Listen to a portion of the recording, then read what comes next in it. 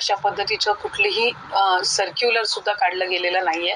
आम्ही त्याही वेळेला एक गोष्टीची स्पष्टता दिली होती की जी काही फेर तपासणी असेल किंवा त्या गोष्टी असतील या कंप्लेंट बेस्ड राहतील। त्याच्यामुळे आत्ताही उदाहरणार्थ आम्ही ज्या वेळेला ऑगस्ट किंवा ऑक्टोबर महिन्यामध्ये ज्या वेळेला डीबीटी केलेलं होतं, डीबीटी करत असताना काही ठिकाणी अशा कंप्लेंट झालेल्या होत्या की एकाच व्यक्तीने 19 अकाउंट्स किंवा असे काही करून केलेलं आहे, काही एकाच आधार कार्डवर बरेच फॉर्म्स भरले गेलेले आहेत। त्याही वेळेला त्या संदर्भातली ज्या वेळेला निदर्शनास आले त्या वेळेला ती योग्य कारवाई केलेली आहे। नमस्कार, मी अजित पालव। लाडकी बहीण योजनेसंदर्भात मंत्री अदिती तटकरे काय म्हणाल्या? धक्कादायक अशी कोणती माहिती समोर आली? जानेवारीपासून कोणत्या बहिणींना मिळणार लाभ आणि कोणत्या बहिणी होणार योजनेतून बाद? योजनेकरिता फॉर्म पुन्हा भरता येणार का? या सर्व प्रश्नांची उत्तरं जाणून घ्यायची असतील तर व्हिडिओ शेवटपर्यंत पहा। अशा लाईव्ह अपडेट करिता चॅनलवर नवीन असाल तर चॅनलला सबस्क्राईब करा, बेल आयकॉन दाबा, व्हिडिओला एक लाईक मात्र अवश्य करा। तर जाणून घेऊया संपूर्ण माहिती काय आहे।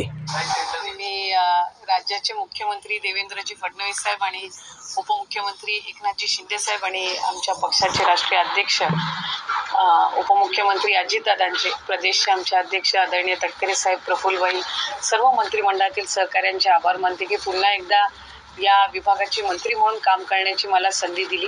गेल्या 1.5-2 वर्षाच्या कालावधीमध्ये महिला व बाल विकास विभागाच्या माध्यमातून अनेक लोककल्याणकारी योजना आम्हाला राबवता आल्या, अनेक निर्णय घेता आले आणि पुन्हा एकदा या विभागाचा पदभार आज स्वीकारत असताना राज्याचे मुख्यमंत्री आदरणीय फडणवीस साहेब, शिंदे साहेब आणि दादांच्या नेतृत्वाखालच्या सरकारमध्ये अधिकाधिक या विभागाच्या अंतर्गत सकारात्मक पद्धतीनं काम करण्याचा माझा प्रयत्न राहील।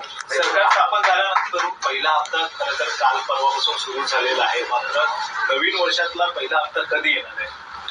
नाही, साधारणपणे आज आपण आचारसंहितेच्या कालावधीमध्ये जी काही डीबीटीची प्रक्रिया स्थगित झाली होती कोड ऑफ कंडक्टमुळे, ती आता पुन्हा एकदा रुजू झालेली आहे। 24 तारखेपासून आम्ही डीबीटीची प्रक्रिया सुरू केली आहे। याच्यात 2 गोष्टी आहेत महत्त्वपूर्ण, त्या म्हणजे जे मूळ लाभार्थी आहेत त्यांना तर जो लाभ आहे तो वितरणाची सुरुवात आहेच, पण आधार सीडिंगमुळे जे लाभार्थी लाभापासून वंचित होते त्यांची सुद्धा ज्यांचे आधार सीडिंग झालेले आहेत त्यांना सुद्धा डीबीटीची प्रक्रिया आहे ती आम्ही सुरू केलेली आहे। पहिल्यापासून 6 महिन्याचे पैसे मिळणार का?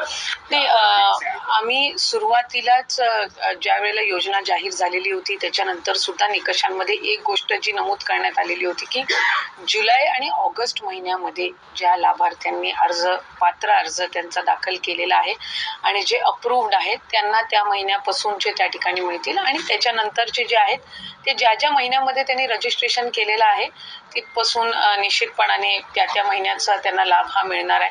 त्याच्यामुळे जुलै ऑगस्ट महिन्यामध्ये जे अप्रूव्ड आहेत त्यांना त्या महिन्यापासूनच मिळालेले आहेत। आत्ताही त्यांच्यापैकी जर आधार सीडिंगमुळे कोण असेल तर त्यांना जुलै ऑगस्ट पासून म्हणजे त्या ह्याच्यापासूनच लाभ मिळणार आहे।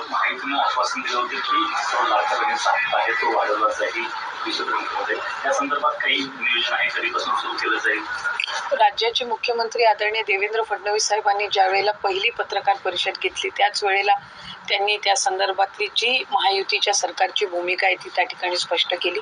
नवीन अर्थसंकल्पामध्ये त्या संदर्भातला योग्य तो निर्णय जो आहे तो निश्चितपणाने घेण्यात येईल आणि आता आम्ही प्राधान्याने अधिकाधिक जे डिसेंबरचे जे लाभ आहे तो त्यांच्यापर्यंत या महिन्याच्या अखेरीस कसा पोहोचेल याकडे आम्ही लक्ष केंद्रित करत आहोत आणि जी आश्वासनं महायुतीच्या सरकारने दिलेली आहेत ती राज्याचे मुख्यमंत्री दोन्ही उपमुख्यमंत्र्यांच्या नेतृत्वाखाली आम्ही पूर्ण करणार।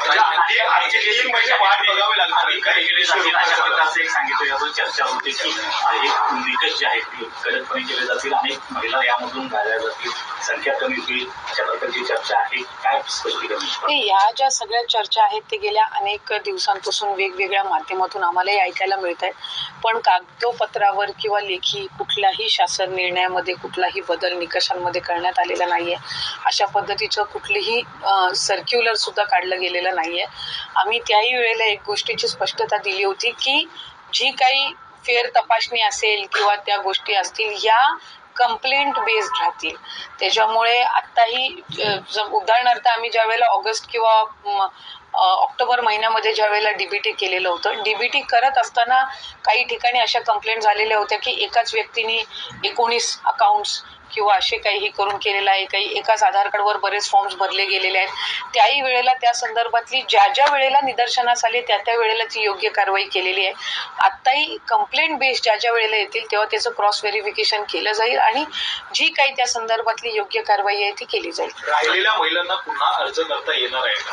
नाही, त्या संदर्भातला अद्याप तरी निर्णय हा घेतला गेलेला नाहीये. आम्ही शेवटची अर्ज दाखल करण्याची जी मुदत आहे ती साधारणपणे 15 ऑक्टोबर पर्यंतची होती आणि बाय अँड लार्ज जर आम्ही बघितलं तर 2.5 कोटीपेक्षा जास्ती रजिस्ट्रेशन आज आमच्याकडे झालेलं आहे. म्हणजे विभाग म्हणून जो एक साधारणपणे अंदाज योजना आम्ही राबवत असताना किंवा आणताना जो एक ठेवला होता त्यानुसार रजिस्ट्रेशन जे आहे त्या ऑलमोस्ट 99% आपण त्याच्यापर्यंत पोहोचलेलो आहोत. त्यामुळे पुढे रजिस्ट्रेशनची मुदत द्यायची नाही द्यायची हा जो सगळा निर्णय हा मंत्रिमंडळाच्या बैठकीत होईल. ताई, तुम्ही मंत्री तर झालेला आहात पण आता पालकमंत्री कधीपर्यंत होणार रायगड वाढ त्या संदर्भातला योग्य जो निर्णय ते आमचे जे तिन्ही नेते आहेत ते घेतील. कालही मला वाटते आदरणीय फडणवीस साहेबांना ज्या वेळेला या संदर्भामध्ये विचारणा पत्रकारांच्या माध्यमातूनच करण्यात आलेली होती, एक स्पष्टता त्यांनी दिलेली आहे की लवकरच ते करण्यात येईल आणि त्याचा जो निर्णय तो मुख्यमंत्री म्हणून ते असतील, उपमुख्यमंत्री शिंदे साहेब दादा आणि प्रदेश अध्यक्ष जे आहेत त्या पक्षाचे किंवा ज्यांना त्यांनी जबाबदारी दिलेली असेल त्या पद्धतीनं तो घेण्यात येईल. मंत्री म्हणून आम्ही सगळ्यांनीच बहुतांशी जणांनी आज किंवा कालमध्ये पदभार हा स्वीकारलेला आहे. त्यामुळे विभागाची जबाबदारी जी काही आम्हाला पार पाडायची त्याची सुरुवात झालेली आहे.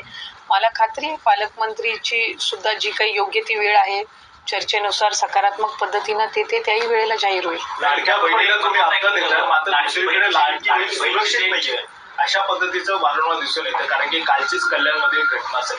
या सगळ्या संदर्भामध्ये तुमचं पुढचं पाऊल काय असणार आहे? हे साधारणपणे आम्ही सुद्धा महिला व बाल विकास विभाग म्हणून गृह विभागासोबत जो राज्याचे मुख्यमंत्री फडणवीस साहेबांकडेच आहे अधिकाधिक कोऑर्डिनेशननी काय त्या संदर्भामध्ये महिलांच्या सुरक्षतेच्या दृष्टिकोनातून करता येईल ती योग्य ती पावलं निश्चितपणाने उचलू. कल्याणची जर केस आहे तर त्या संदर्भात मी सुद्धा तिथले जे संबंधित अधिकारी आहेत त्यांच्यासोबत त्या संदर्भातली माझी सुद्धा चर्चा झाली. मी सुद्धा त्या संदर्भातली प्राथमिक माहिती घेतली.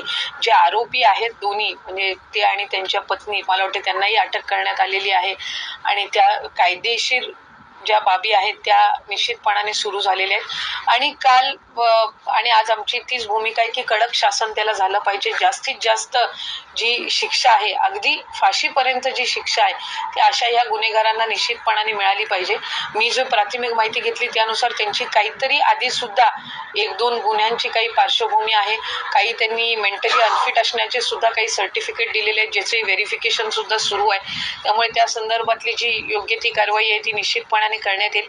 आम्ही महिला व बाल विकास म्हणून हाच प्रयत्न करू की महिलांच्या सुरक्षतेच्या दृष्टिकोनातून ज्या हेल्पलाईन्स आहेत इतर ज्या बाबी आहेत त्या अधिकाधिक गृह विभागासोबत त्या व्यवस्थित पद्धतीनं कोऑर्डिनेट करून आम्हाला ती यंत्रणा जी आहे ती अधिक सक्षम कशी करता येईल.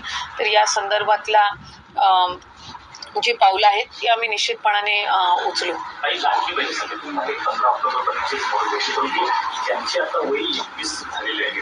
जे नवीन 21 वय होत आहे त्यांच्यासाठी काय असणार आहे? कारण त्यांना आज होता येणार आहे लाडकी बहिणीसाठी त्याच्या प्रकारचं मी मगाशी माझ्या उत्तरामध्ये म्हटलं की 15 ऑक्टोबर ही ठरवलेली तारीख होती. त्याच्यानंतर 1-1.5 महिना हा आचारसंहितेच्याच कालावधीमध्ये गेलेला आहे. त्यामुळे त्या संदर्भातली तारीख वाढवून द्यायची किंवा रजिस्ट्रेशन कशा पद्धतीनं करायचं हे मंत्रिमंडळाच्या बैठकीमध्ये ठरवण्यात येईल.